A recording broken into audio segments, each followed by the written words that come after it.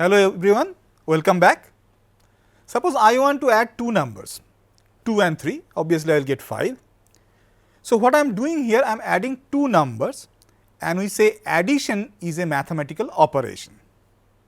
Similarly, subtraction is a mathematical operation, division, multiplication, all these are mathematical operations. There are many other mathematical operations in different categories. And when you write a program in R or any other programming language to analyze data or perform some computing, what you are doing, you are using these mathematical operations to perform some job. So, in this lecture, we will discuss about some basic operators in R, which are recurrently used, regularly will be used by you while performing data analysis. We have three types of operators for discussion today. One is arithmetic operators, those are the plus, minus and all those things. Then we have a relational set of operators and we will have logic operators. So, here I have shown you on the screen arithmetic operators. You have addition, subtraction, you know them, those symbols are in your keyboard.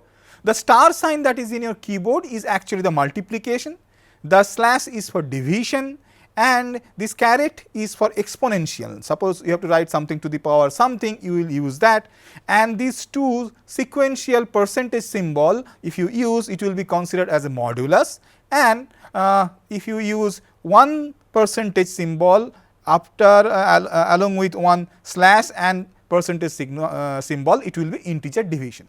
We will show you the example of that. Let me go to R, I will use native R and use these arithmetic operators.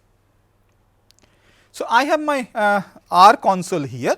So, let me use it just like a calculator, right. So, suppose I want to add 2 plus 3, it should report me 5, yeah, it does that. Suppose we write 5 minus 2, it should give me 3. I want to divide 7 by 2, I should get 3.5. And suppose I want to multiply 9 with 8, I missed 8. So, it is asking me to enter the number, I entered, it gave me 72. Now, let me use the exponentiation operator, right, the caret one. So, if I want to calculate the 2 to the power 3, it will be like this, it should give me 8, or suppose I want to calculate the square root of 9. So, 9 caret 0.5, because if you remember square root is 1 by 2. So, I am writing 0.5, it should give me 3. Let me use the modulus operator, it will give me the remainder of a division, right. So, suppose if I divide 27 and I want to divide it with suppose 8. So, what should be the remainder? It is 3, because 8 3s are 24 plus 3 is 27.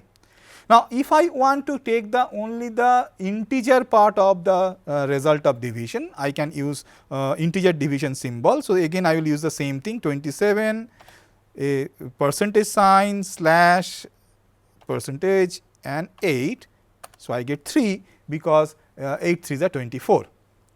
Now, what I have done here, I have used these arithmetic operators just like and use this R console as a calculator.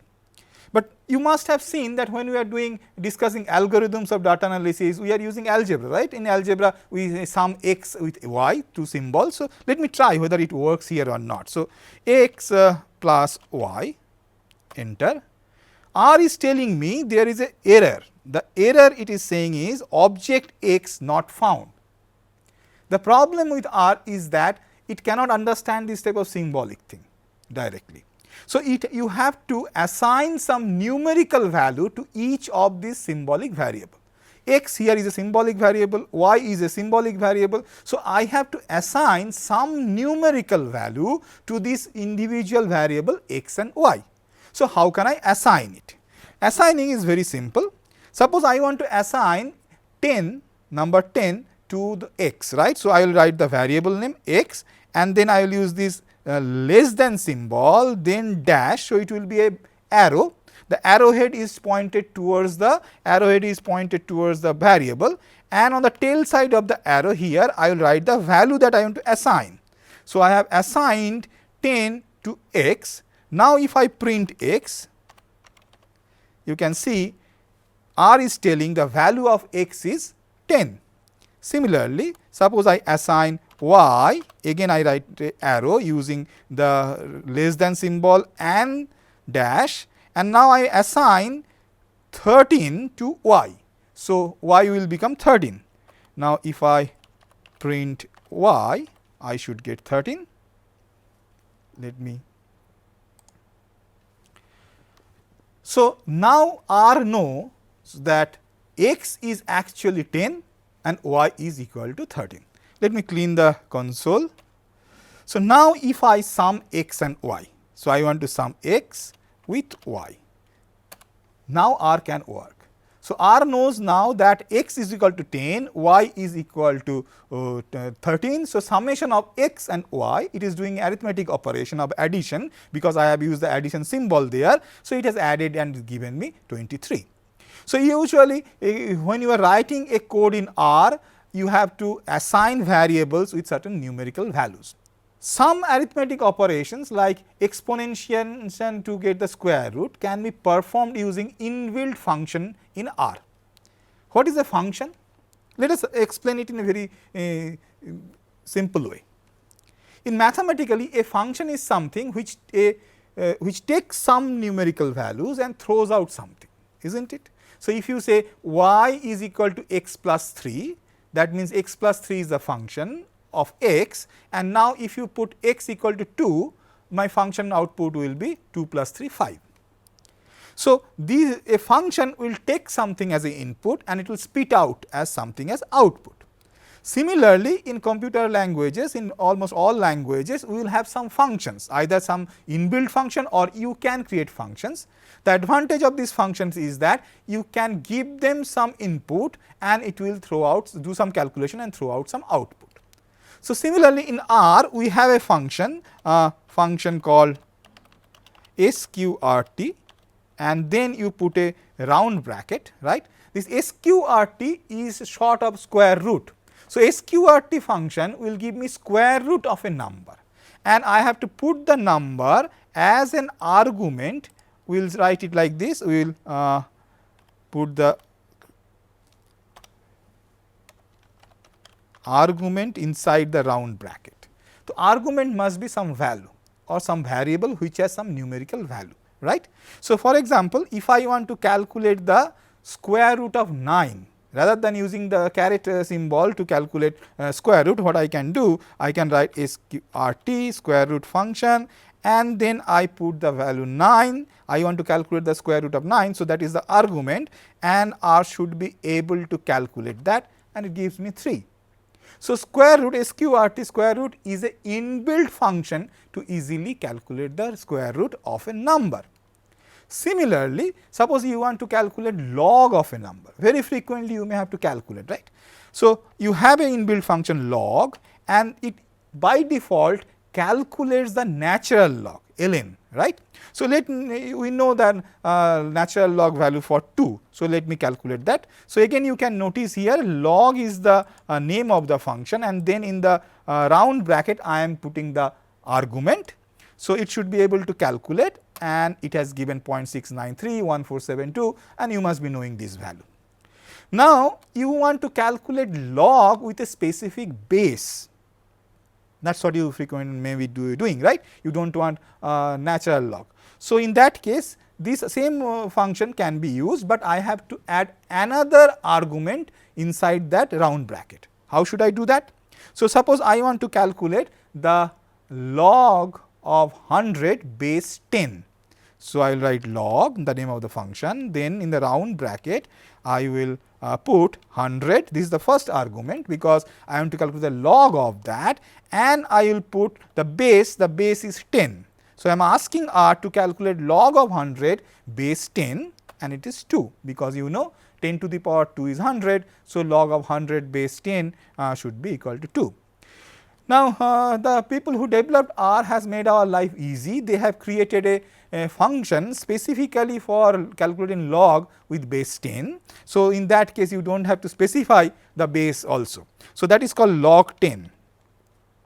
So, a log 10 is a function which by default we will consider base as 10. So, let me take 100 as argument, that means I am asking R to calculate the log of 100 base 10, it should give me 2. Similarly, I have log of, suppose I want to calculate log of 4 base 2, it should give me 2, right. Now, as it has function of log, you can immediately expect that there must be a function for e to the power exponential to with respect to e, right. So, it is there. So, it is called exp function, and I will put the argument within the round bracket. So, suppose I put exponentiation of that 0.6931472, right. So, I want to calculate e to the power 0.69341472, and it should give me 2, because natural log of 2 is that particular value. So, I am just reversing it, right. So, in this way there are lots and lots of inbuilt functions. I am just showing those which are useful for our arithmetic operations, and all the data analysis that we will perform we will actually use inbuilt functions of R. Now, till now I have discussed only arithmetic operators, right. Now, I will enter into some type of a particular type of operator called relational operator. Sometime you may have to compare like this, that okay, if this number x is bigger than y or x is less than y. So, you want to find a relation which is bigger, which is smaller, which are equal to each other, this type of relation you want to find between variables, right. So, for that we have to use relational operators. Let us first check what are the different types of relational operators are there in R. So, here is the list of relational operations in R. You can use less than to compare between two numbers, so that check whether one is lesser than the other one or not. Then you have the greater than symbol, that is for the greater than operator. Then when you want to compare whether two numbers are equal or not, you simply do not use one equal to sign, you have to use two consecutive equal to sign, as we have shown here, right. So, to check equal to we have to use two consecutive equal to sign, and that will tell R that you want to compare two values and check whether they are equal or not. You can also use one less than symbol followed by equal to sign to represent less than equal to. You can use greater than equal to by using the greater than symbol and then equal to symbol. And then sometime you can check whether two numbers are not equal, right. So, in that case you give the exclamatory sign followed by this equal to sign. So, these 6 are the relational operator in R. So, let us try to use those in our R console.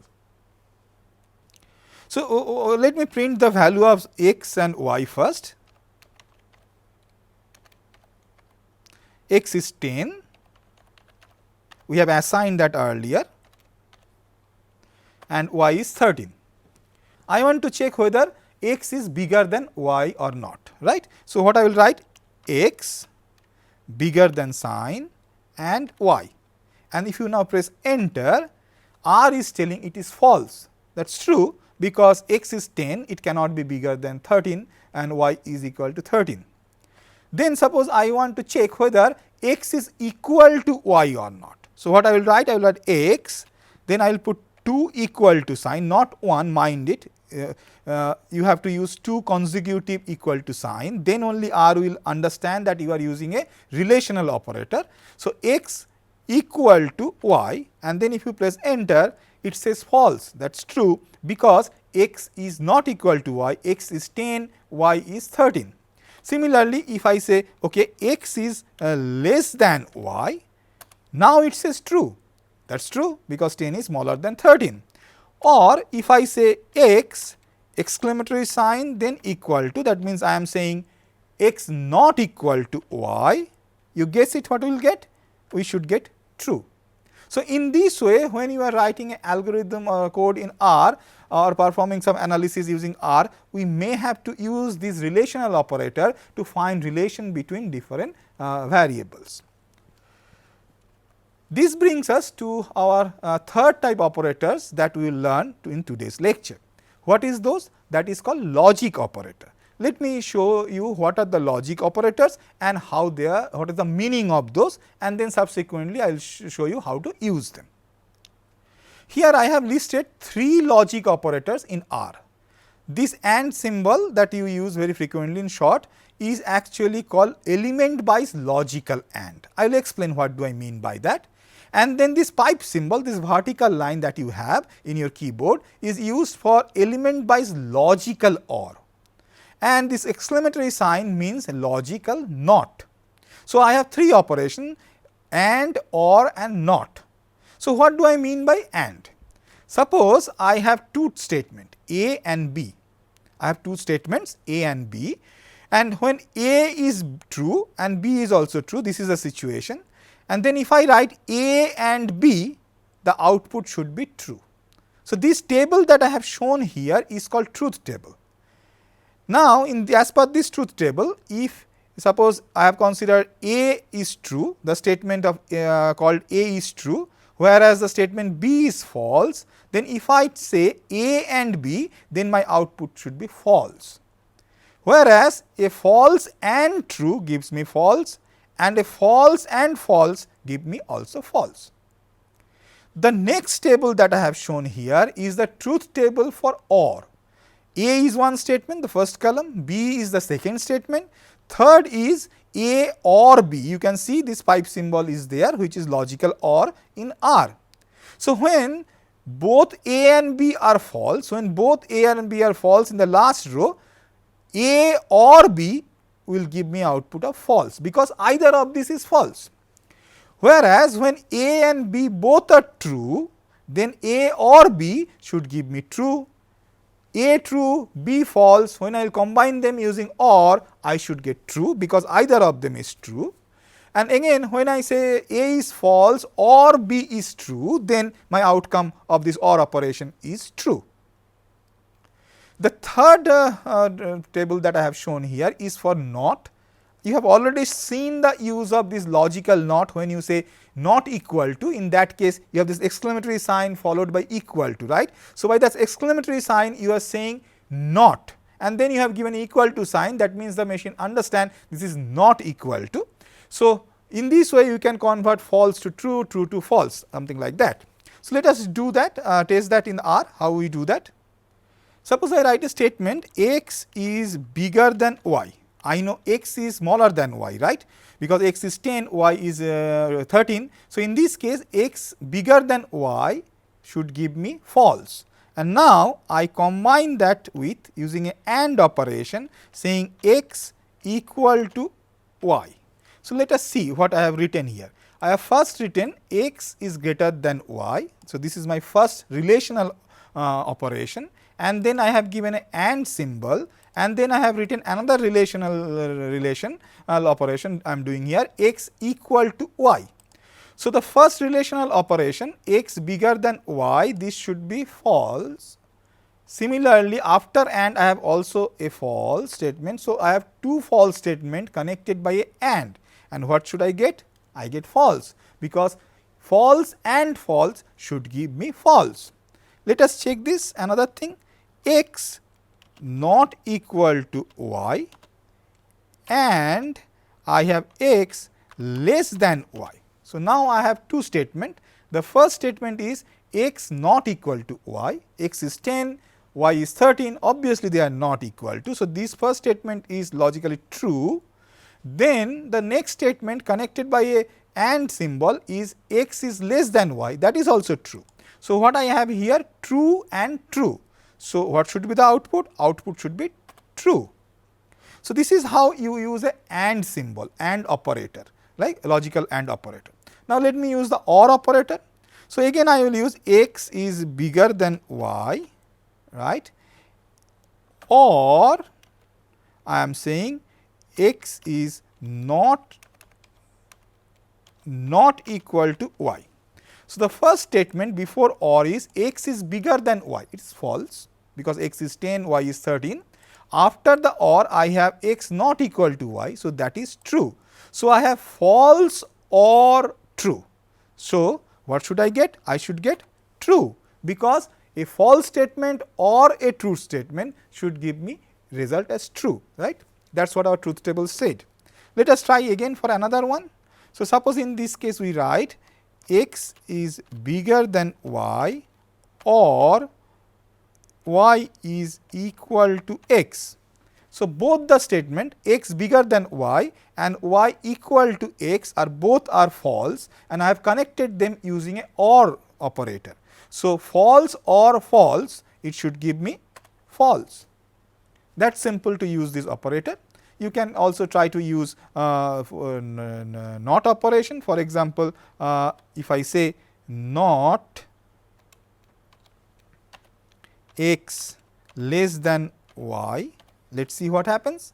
So, I have put a statement we say inside the first bracket, the round bracket, x is less than y. So, that is true, right. So, if I put a not before that, it should become false. That is what it has done. It has reported false. So, this brings us to the end of this lecture. What we have learned in this lecture, we have learned about three common operators, three types of common operators in R. Those are arithmetic operator, relational operator and logic operator.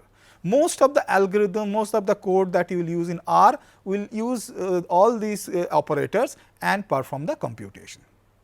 So, thank you for joining me today. Happy learning. See you in the next video.